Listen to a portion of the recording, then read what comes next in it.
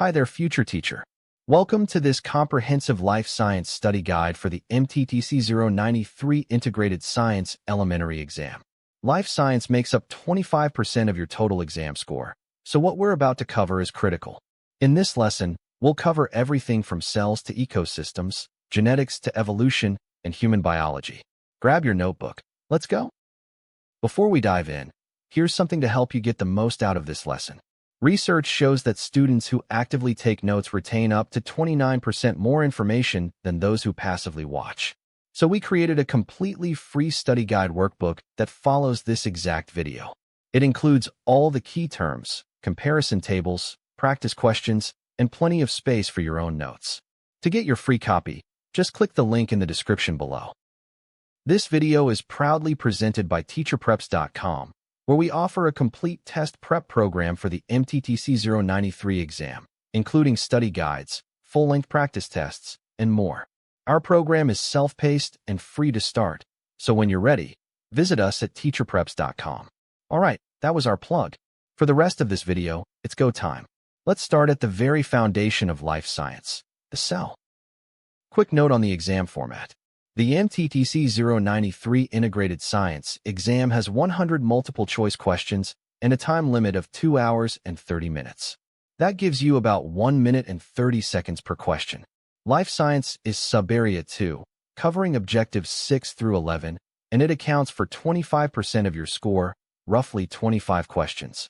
We'll cover 6 major topics: cell biology, living organisms, genetics, evolution, ecology, and human biology. Let's begin with cells. All of biology rests on 3 simple but powerful ideas called cell theory. First, all living things are made of 1 or more cells. Second, the cell is the basic unit of structure and function in living things. And third, all cells come from pre-existing cells. These ideas didn't appear overnight. In 1665, Robert Hooke looked at a thin slice of cork under a microscope and saw tiny, box-like compartments. He called them cells because they reminded him of the small rooms monks lived in. But Hooke was only looking at dead plant tissue. Around the same time, Anton van Leeuwenhoek built much more powerful microscopes and became the first person to observe living single-celled organisms, which he called animalcules. Almost 200 years later, 2 German scientists put the pieces together. Matthias Schleiden studied plants and concluded that all plants are made of cells. Theodor Schwann studied animals and concluded the same for animals. And then Rudolf Virchow added the final piece: all cells come from other cells. He said it in Latin, omnis cellula e cellula.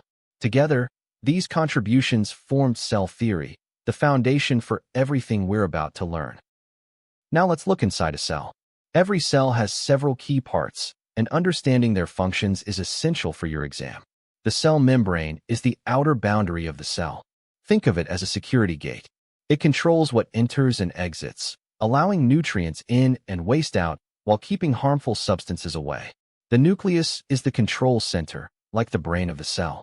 It contains DNA, the molecule that carries all the genetic instructions for building and running the organism. Surrounding the nucleus is the cytoplasm, a gel-like fluid where all the organelles are suspended. Think of it as the workspace. The mitochondria are the powerhouses of the cell. They perform cellular respiration, converting glucose and oxygen into ADP, the energy currency that fuels all cellular activities. Ribosomes are tiny factories that build proteins by reading instructions from messenger RNA. The endoplasmic reticulum comes in 2 types. Rough ER has ribosomes attached and processes proteins.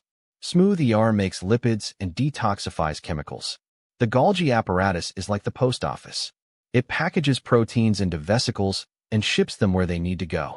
Lysosomes are the recycling centers, breaking down waste materials and worn-out cell parts using digestive enzymes. And vacuoles are storage tanks. In animal cells they're small, but in plant cells there's one large central vacuole that stores water and helps maintain the cell's shape. Let's compare plant cells and animal cells. Both share many structures: cell membrane, nucleus, cytoplasm, mitochondria, ribosomes, endoplasmic reticulum, and Golgi apparatus. But plant cells have 3 additional structures that animal cells lack. First, the cell wall. This rigid outer layer made of cellulose surrounds the cell membrane and gives plant cells their boxy, rectangular shape. It provides structural support, which is why plants can stand upright without having a skeleton. Second, chloroplasts. These green organelles contain chlorophyll, the pigment that captures sunlight for photosynthesis. Chloroplasts are the reason plants can make their own food from sunlight, carbon dioxide, and water. Third, the large central vacuole. This takes up most of the cell's interior and stores water, nutrients, and waste products. When the vacuole is full of water, it pushes outward against the cell wall, creating turgor pressure that keeps the plant firm and upright. When a plant wilts, it's because the vacuoles have lost water and turgor pressure has dropped. Animal cells lack all three of these structures. Animals get energy by eating food, not photosynthesizing, so they don't need chloroplasts. And animals have skeletons for support instead of cell walls. Cells reproduce through two different processes, and you need to know both.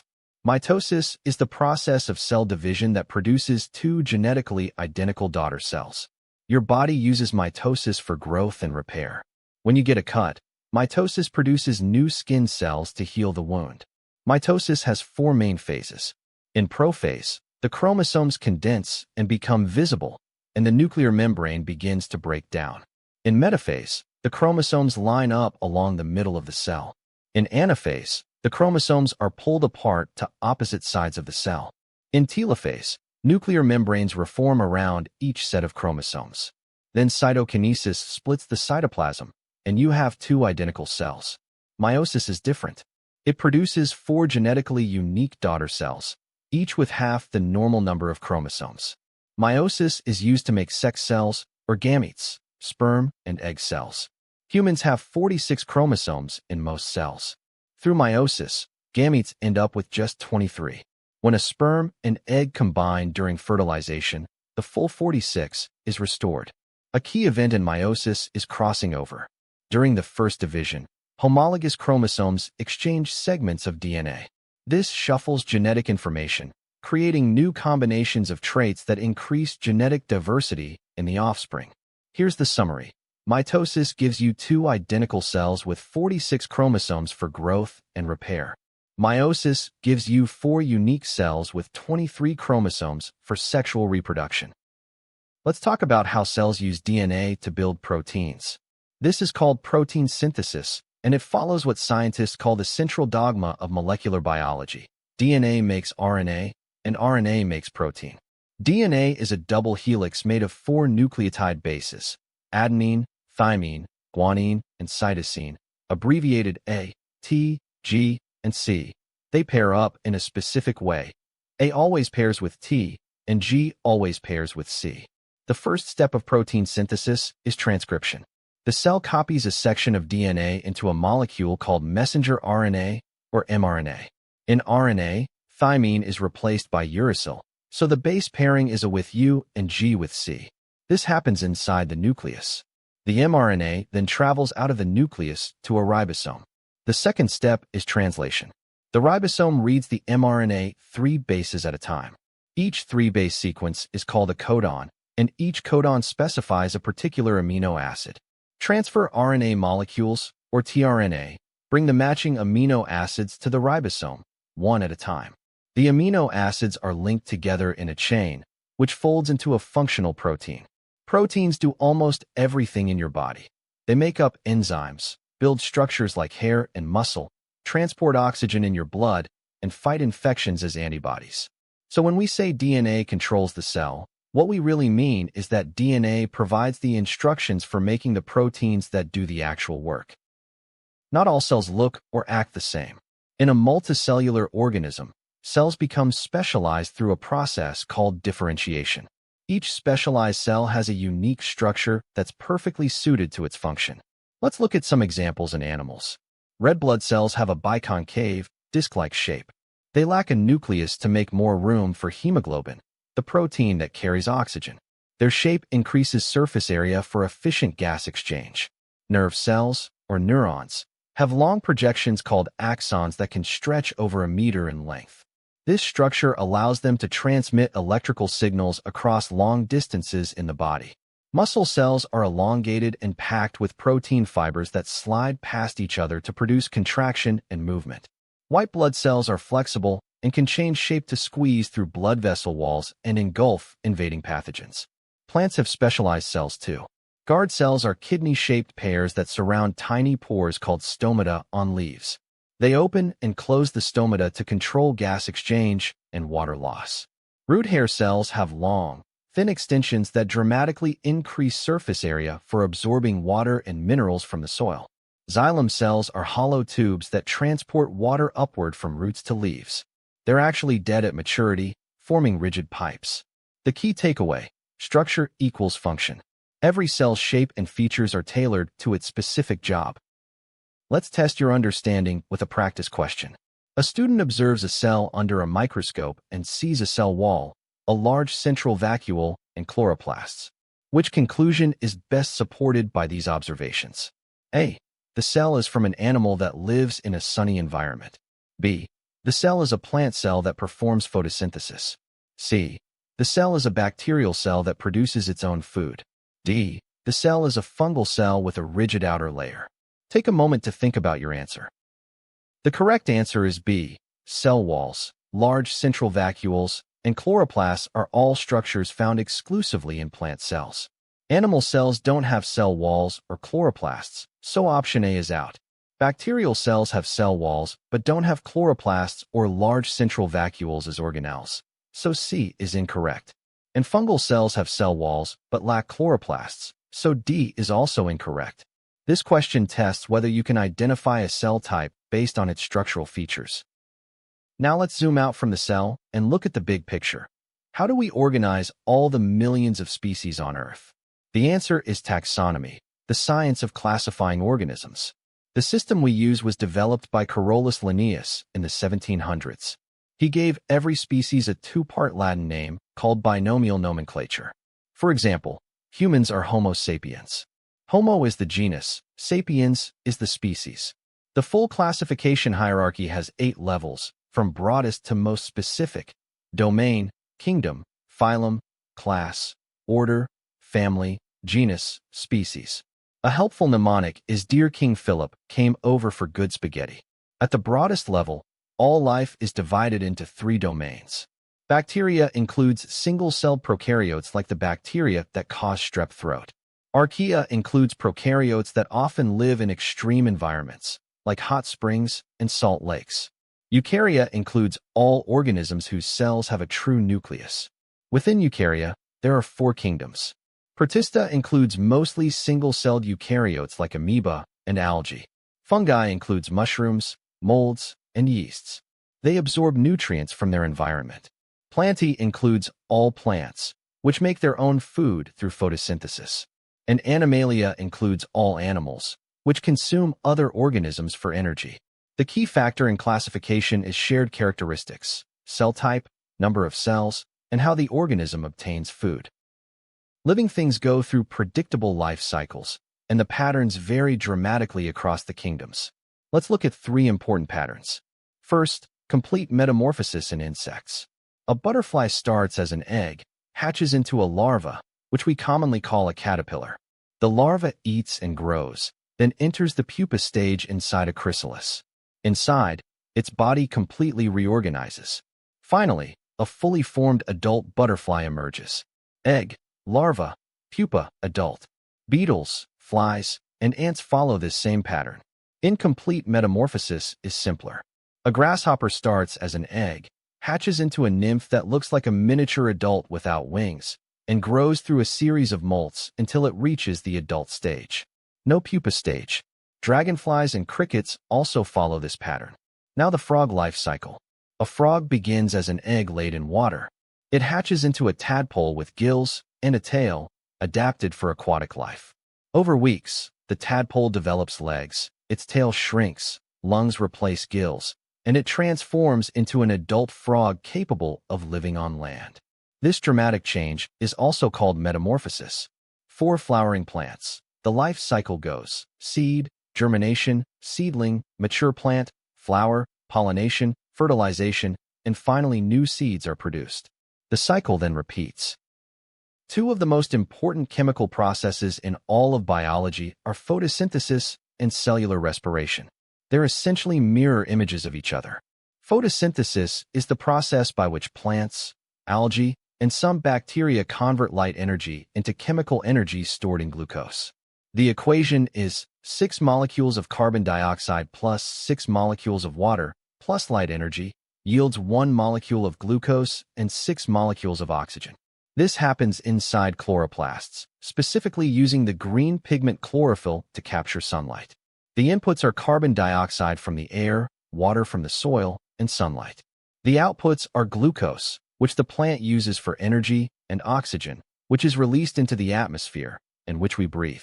Cellular respiration is the reverse process. Cells break down glucose in the presence of oxygen to release energy in the form of ADP. The equation is 1 glucose plus 6 oxygen yields 6 carbon dioxide plus 6 water plus ADP energy. This happens in the mitochondria. Every living cell performs cellular respiration. Plants do it. Animals do it. Here's the beautiful connection. The outputs of photosynthesis, glucose and oxygen, are the inputs of cellular respiration. And the outputs of cellular respiration, carbon dioxide and water, are the inputs of photosynthesis. They form a perfect cycle. Plants produce the oxygen animals need, and animals produce the carbon dioxide plants need. This is the foundation of the carbon and oxygen cycles on Earth. Living organisms must maintain a stable internal environment even when external conditions change. This is called homeostasis. Think of your body as a house with a thermostat. When you're too hot, you sweat. Evaporation cools your skin. When you're too cold, you shiver. Muscle contractions generate heat. Both responses work to bring your body temperature back to about 98.6 degrees Fahrenheit. This is an example of a negative feedback loop. The response counteracts the original change to restore balance. Your body uses negative feedback for many processes: blood sugar regulation through insulin and glucagon, water balance through the kidneys, and blood pressure regulation through heart rate and blood vessel diameter. Now, cells don't work alone. In multicellular organisms, cells are organized into a hierarchy. Similar cells group together to form tissues. Different tissues combine to form organs. Organs that work together form organ systems. And all the organ systems together make up the organism. For example, individual heart muscle cells form cardiac muscle tissue. Cardiac muscle tissue combines with other tissues to form the heart, an organ. The heart works with blood vessels and blood to form the circulatory system, an organ system. And all your organ systems working together make you, the organism. Damage at any level affects the others. If heart cells are damaged, the heart can't pump effectively, the circulatory system fails, and the whole organism suffers. Organisms reproduce in two fundamentally different ways: asexual reproduction and sexual reproduction. In asexual reproduction, a single parent produces offspring that are genetically identical to itself, essentially clones. There are several types. Binary fission is how bacteria reproduce. The cell copies its DNA and splits into two identical daughter cells. Under ideal conditions, this can happen every 20 minutes. Budding occurs in organisms like yeast and hydra. A small bud grows on the parent, eventually breaking off as a new individual. Vegetative propagation is common in plants. Strawberry plants send out runners that take root and grow into new plants. Potatoes sprout new plants from their tubers. Fragmentation occurs in organisms like starfish. If a starfish loses an arm, the arm can regenerate into a whole new starfish. The advantage of asexual reproduction is speed and efficiency. One parent, no mate needed, rapid population growth. The disadvantage is zero genetic variation. If the environment changes, the entire population is equally vulnerable. Sexual reproduction requires two parents contributing genetic material. Sperm from the male and egg from the female combine to create a genetically unique offspring. The advantage is genetic diversity. Each offspring has a unique combination of traits, which means some individuals may be better suited to survive if conditions change. The disadvantage is that it requires more time and energy. Here's your second practice question. Which of the following correctly describes the relationship between photosynthesis and cellular respiration? A. Both processes occur only in plant cells and produce oxygen as a byproduct. B. Photosynthesis stores energy in glucose, while cellular respiration releases that stored energy for the cell to use. C. Cellular respiration occurs in chloroplasts, while photosynthesis occurs in mitochondria. D. Photosynthesis requires oxygen as an input, while cellular respiration requires carbon dioxide. Think about it. The correct answer is B. Photosynthesis converts light energy into chemical energy stored in glucose. Cellular respiration then breaks down that glucose to release energy as ADP. Option A is wrong because cellular respiration occurs in all living cells, not just plant cells, and it produces carbon dioxide, not oxygen. Option C has the organelles reversed. Photosynthesis occurs in chloroplasts and cellular respiration occurs in mitochondria. Option D has the inputs reversed. Photosynthesis requires carbon dioxide, and cellular respiration requires oxygen. Now let's explore genetics, the science of heredity. The father of genetics is Gregor Mendel, an Austrian monk who studied pea plants in the 1860s. Mendel discovered that traits are passed from parents to offspring through discrete units, which we now call genes. Each gene can have different versions called alleles. Some alleles are dominant, meaning they show their effect even when only one copy is present. We represent them with capital letters. Other alleles are recessive, and they only show their effect when two copies are present. We use lowercase letters. Your genotype is your genetic makeup, the combination of alleles you carry. BB is homozygous dominant. Both alleles are dominant. BB is heterozygous. One dominant, one recessive. And BB is homozygous recessive. Both alleles are recessive. Your phenotype is the observable trait.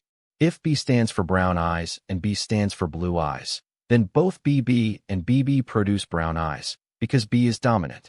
Only BB produces blue eyes. We use a tool called a Punnett square to predict offspring ratios. Let's cross two heterozygous parents. BB times BB, draw a grid. The father's alleles go across the top, B and B. The mother's alleles go down the side, B and B. Fill in the boxes, BB, BB, BB, BB. Genotype ratio, 1 BB to 2 BB to 1 BB. Phenotype ratio, 3 brown eyes to 1 blue eyes, or 75% to 25%. Not all traits follow simple dominant recessive patterns. Let's look at some variations. In incomplete dominance, the heterozygous phenotype is a blend of both alleles. For example, in snapdragon flowers, crossing a red flower with a white flower produces pink offspring. The red allele and white allele blend together. If you cross two pink flowers, the offspring ratio is 1 red to 2 pink to 1 white. In codominance, both alleles are fully expressed simultaneously. The classic example is human blood type. If you have 1A allele and 1B allele, your blood type is AB, not a blend, but both fully present. Sex-linked traits are carried on the X chromosome. Males have XY, so they only have one X. If that X carries a recessive allele for color blindness, the male will be colorblind because there's no second X to mask it. Females have XX, so they need 2 copies of the recessive allele. That's why color blindness and hemophilia are far more common in males. Polygenic traits are controlled by multiple genes working together. Height, skin color, and eye color are all polygenic. That's why these traits show a continuous range of variation rather than just 2 or 3 distinct categories. While genes provide the blueprint, the environment also plays a role in determining traits. A mutation is a change in the DNA sequence. Mutations can be caused by errors during DNA replication or by environmental factors called mutagens, such as ultraviolet radiation, certain chemicals, or radioactive materials. Most mutations are neutral, meaning they have no noticeable effect. Some are harmful, like the mutations that cause sickle cell disease. And rarely, a mutation is beneficial, giving the organism an advantage in its environment. The interaction between genes and environment is sometimes called nature versus nurture. Consider height. Your genes set a potential range for how tall you can grow, but your actual height depends on nutrition, health, and other environmental factors. A plant's height is similarly determined by both its genetics and factors like soil quality, water availability, and sunlight. An important distinction: inherited traits, like eye color and blood type, are passed from parent to offspring through DNA. Acquired traits, like a scar or a skill you learned, are not passed to the next generation. You can spend your whole life building muscles, but your children won't be born muscular. Modern genetics has given us powerful tools that go far beyond Mendel's pea plants. Genetic engineering is the direct manipulation of an organism's DNA. Scientists can insert, delete, or modify specific genes. This has led to genetically modified organisms, or GMOs. In agriculture, crops have been engineered to resist pests, tolerate drought, or produce higher yields. DNA fingerprinting is a technique that identifies individuals based on their unique DNA patterns. Here's how it works. Enzymes cut DNA at specific sequences, creating fragments of different sizes. These fragments are separated by size using a process called gel electrophoresis, producing a pattern of bands that is unique to each person, like a genetic barcode. DNA fingerprinting is used in criminal investigations to match suspects to evidence, in paternity testing, and in identifying genetic diseases. Gene therapy is an experimental approach that involves inserting a healthy gene into a patient's cells to treat or prevent a genetic disorder. Cloning involves creating a genetically identical copy of an organism. The most famous example is Dolly the sheep, cloned in 1996 from an adult cell. And the Human Genome Project, completed in 2003, successfully mapped all the genes in human DNA, roughly 20,000 to 25,000 genes. These technologies raise important ethical questions about privacy, safety, and the boundaries of genetic manipulation. Practice question number 3. Two parents are both heterozygous for a trait. Using a Punnett square, what is the probability that their offspring will show the recessive phenotype? A. 0%. B. 25%. C. 50%. D. 75%. Work it out. The answer is B. 25%. When two heterozygous parents, BB and BB, are crossed, the Punnett square gives us BB, BB, BB, and BB. Only BB shows the recessive phenotype. That's 1 out of 4 possible outcomes, or 25%. This is one of the most fundamental genetic ratios you should know for your exam. Great work covering cell biology, living things, and genetics. That's objectives 6, 7, and 8 of the life science sub-area. But here's the thing. You've only seen half of the life science content. You still need to master Objective 9, Evolution, Objective 10, Ecology and Ecosystems, and Objective 11, Human Biology. And remember, life science is just one of 4 sub-areas on the MTTC 093 exam. You also need foundations of scientific inquiry, physical science, and earth and space science. Without all 4 sub-areas, you're walking into test day unprepared. The complete study guide covering every objective, plus full-length timed practice tests, is available right now at TeacherPreps.com. Link in the description.